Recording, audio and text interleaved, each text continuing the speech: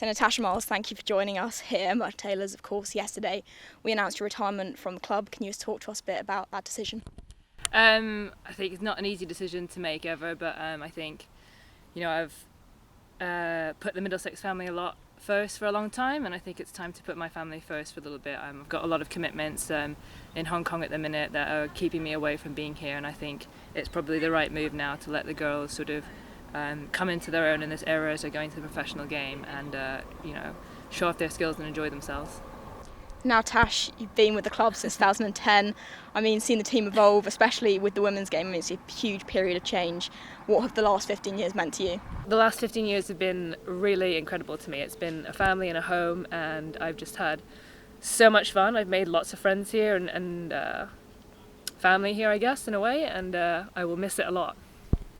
And Tash, most T20 appearances for Middlesex women, most T20 runs, you've captained the side. If I were to list all your accolades, we'd be here all night. But amongst those 15 years, are there any standout moments for you? Oh yeah, there's quite a few actually, if I can name them. I think you can't have played this and not mention being lucky enough to lead the team out at Lord's for the first time with the girls, and having people like Beth and Gnomes, who I played for years with in that team, was outstanding.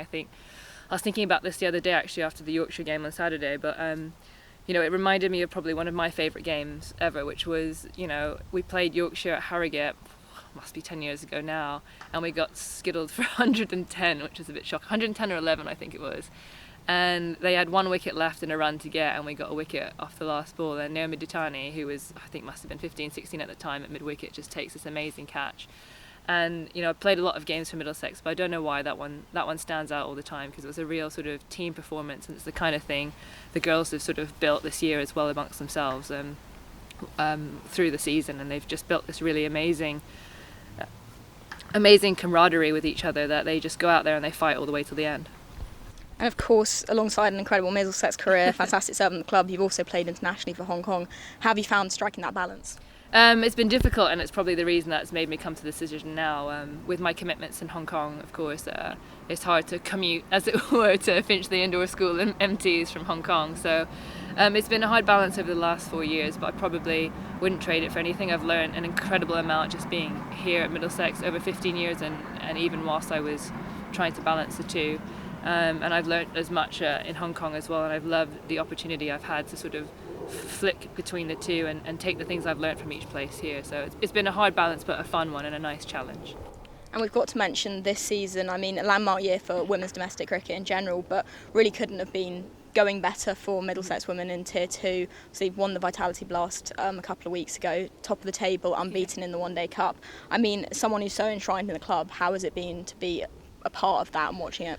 It has just been incredible. I think it's been a privilege to see, I haven't been here the whole season, but it's been a privilege to come back and see how the girls have played with such joy and ferocity, and really, blown some of these teams out of the water.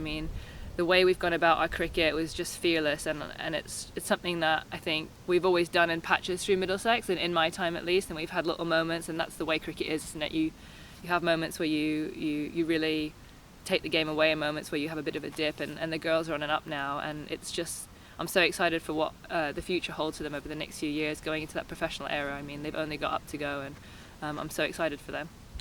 And final match this weekend against Derbyshire right here at Merchant Taylors back home.